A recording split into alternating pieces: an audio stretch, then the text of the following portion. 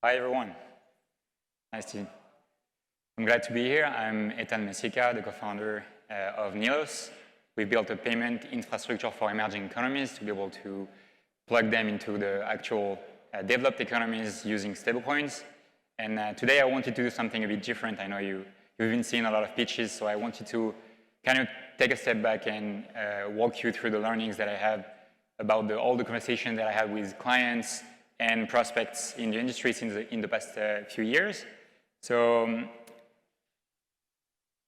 this is kind of how I wanted things to start. So let's say that you have two options. First one, you take a trip to Paris to Sao Paulo, and you have two connecting flights. You are going through Rome, New York, and then you ended up landing in Sao Paulo. It costs you about $4,200 and takes you about 37 hours to get there.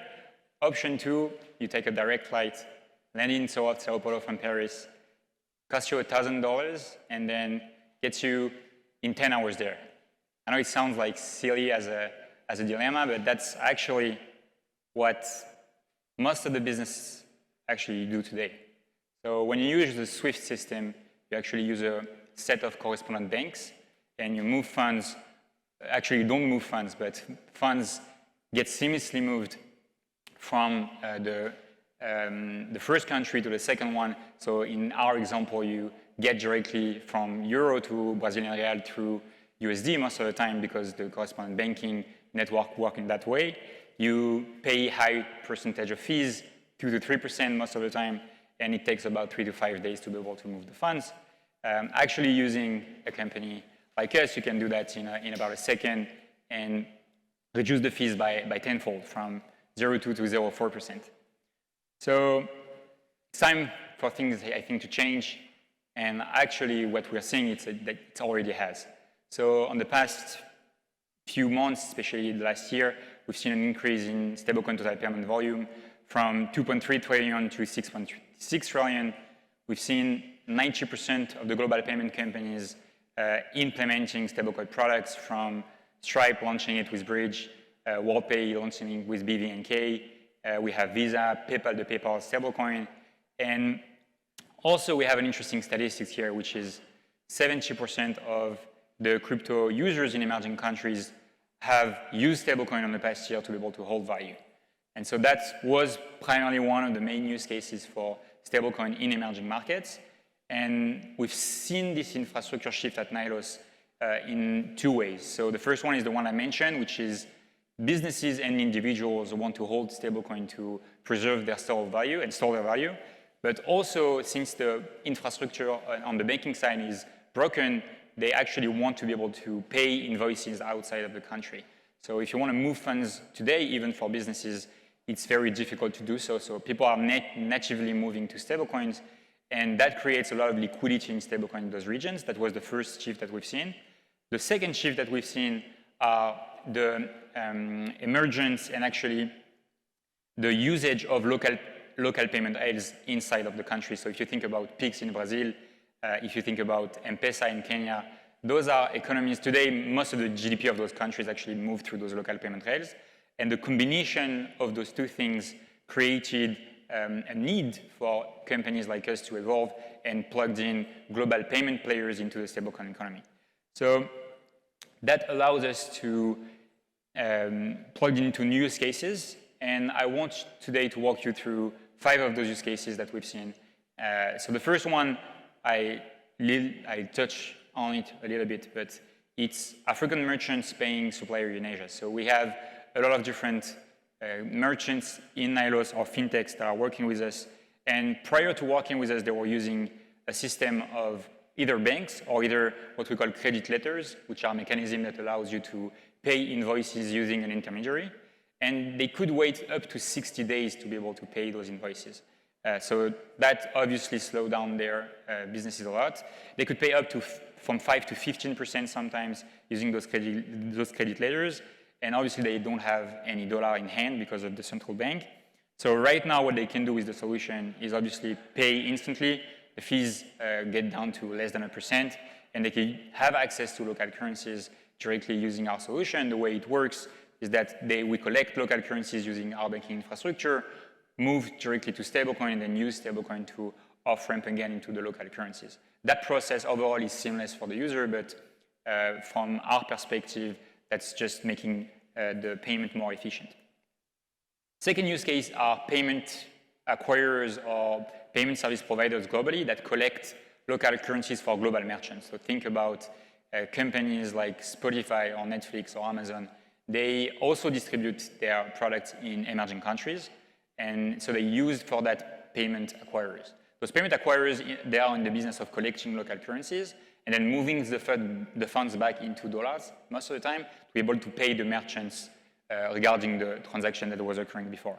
So today what happens is that they collect a lot of those currencies at the same time, wait a day. So let's take the example of Nigeria, for instance, collect a lot of Naira, and at the end of the day, they settle directly their bank account, whatever it is, in Singapore, in the United States, and they do it through SWIFT again.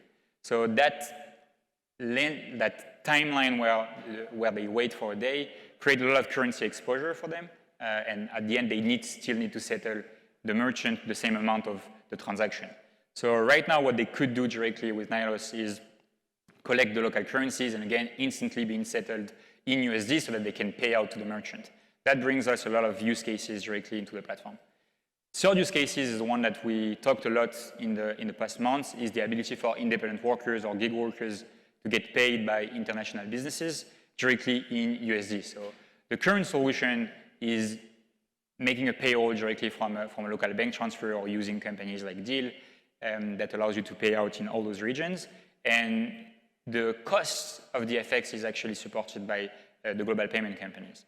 So one solution that can be set up using actually stablecoin, and one solution that we set up at Nilos is the ability to open up a USD bank account for the virtual, for the independent worker, and actually get paid in USD from the global payment company directly. And the independent worker can decide to actually move the money back into local currencies when they want. They can decide to use that bank account to move the money and pay suppliers, for instance, or any related transaction that can be directly affected into dollars. Fourth use case is a remittance company that wants to open up new corridors. So for instance, today, if I'm a remittance company and I want to open up a corridor that I don't have, I need to go on the ground, build the banking relationships. It takes about 6 to 8 months to get the corridors open up. It can cost up to 250K. So that leaves a lot of volumes on the table. And so right now what they could do is a solution based on stablecoin like Nilos is just taking a couple of weeks to integrate our APIs and then get directly the flows going to whatever the country. We're using stablecoin to move the money instantly so they don't have to own the local currencies directly. And the last use case that I wanted to mention is the ability to fund or do corporate treasury rebalancing. So we have clients at Nilos that fund specifically in Latam, Brazil, Mexico, their subsidiaries, for instance, to buy fruits or pay salaries directly on the ground. And they used or specific companies like Wise or Ebury before that was charging them up to 1%. And now they can do that directly through Pix, through Nilos, paying half of that or even less. And for those businesses, the margin is really important. So having the ability to move funds at a better cost is really vital for them. So those are like the perceived benefits in general from all the conversations that I had. Most of the time, we are able to reduce the fees by at least 50%. We can reduce the settlement timeline by at least 3 days. And you unlock working capital by a substantial amount, sometimes up to 20%. But the actual benefits, the one that where we're seeing is peace of mind. So you get more competitive for those companies. You usually have less counterparty risks, and you also have more predictable cash flows. So the question that I have a lot is, okay, should we go into stablecoin? And how do we think about countries adopting stablecoin? So we came up with a formula at Nilos where we kind of try to predict the growth of stablecoins in a region, in an economy. And that formula basically displays it. So you need to have a combination of instability, a monetary instability, a lot of capital control pressures, so that creates volatility in the local currency. You have a lot of remittance dependencies, so meaning that you have a lot of flows coming from outside of the world directly to that region. and you have a stable fintech infrastructure. So when you see all those components, you need to mitigate those components with the regulations and the banking penetration of the local country. And so when you take all those components together, you see that countries like Argentina, they are very high on top and very low on the bottom. So that creates like an explosive growth of adoption in stablecoins. Or even Nigeria, for instance, is in that case. And if you take countries like the UAE, for instance, then it's moderate on the bottom and it's moderate on the top. So you see a more slower adoption in stablecoins. And so if I'm a business now and I want to actually implement stablecoin, this is when it makes sense. So you're operating with emerging markets. You have at least 20% of your total payment volumes that is actually in exotic currencies. You have high volumes and low value transfers, and you need to have some kind of 24/7 availability required for your payments. So that actually fits a lot the remittance type of plays. And when they don't, it's when you usually don't deal with those economies at all. So when you deal with developed markets that has deep liquidity, so I'm a broker only trading euro to USD or only trading USD to GBP, it doesn't make sense to use stablecoin today, at least from our perspective. You can use for other type of use cases like yield, but today on the payment side, it doesn't make sense. Companies like Wise or even banks have proper infrastructure and very cost-effective infrastructure to be able to maintain a good customer needs, especially on the FX side. So when you have those major pairs, it doesn't make sense. And when you have obviously efficient banking, local rates like you have in Europe or in the US, it's less required to use stablecoin. That's why we've seen, if you take today the top 10 countries that have adopted stablecoin, you only have emerging countries out of that. The first one may be Nigeria, then you have Argentina, Venezuela. You don't have the US inside of those countries even. So how should you start? If you're actually in fintech, you want to implement a stablecoin strategy into your infrastructure, you want to at least experiment with it. We see 3 steps to be able to do that. The first one is actually use stablecoins behind the scenes, so use a provider that will allow you to rebalance funds only in your own native currencies, so you never get exposed on your balance sheets. It's what SpaceX is doing actually, and it's what most of our clients that are doing corporate treasury rebalancing are doing. Then the second step might be getting more exposed to the stablecoin space. For instance, WorldPay, they just announced making local payouts in stablecoins, but are not exposed as well. So they use a partner to be able to move the funds from Euro, USD, GBP directly to stablecoins and make the payouts. But they are not directly exposed, but they still allow payouts in stablecoin. Actually, ZeroHash is also allowing those use cases. And the third step might be to be able to offer yield based on top of stablecoins, so hold stablecoins and then offer yield. That's what Nubank did with Circle directly last year.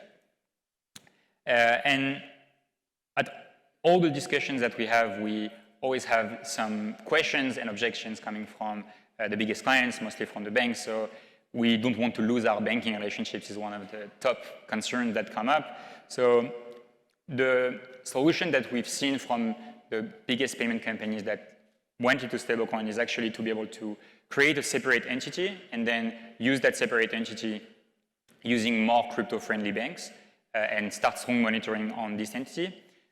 We're not sure about the regulation. That's also a common objective that we've seen. So basically, you start with those corporate treasury balancing flows. And then there is obviously the technical complexity. We don't want to own the stablecoins. We want to be able to use a partner. So for that, you take a licensed partner and you go on. So you can use someone like ZeroHash, for instance, to do that. I really like the analogy with Stripe, where basically when Stripe came in, they unlocked a lot of new potential use cases that weren't allowed before. If you think about the creator economy or the e-commerce economy, they actually ride on top of the waves that they created themselves. And today we see exactly the same thing with stablecoins. So stablecoin, they allow what I call the remittance economy. So people can actually build now remittance corridors using a wallet, a bank, and a license.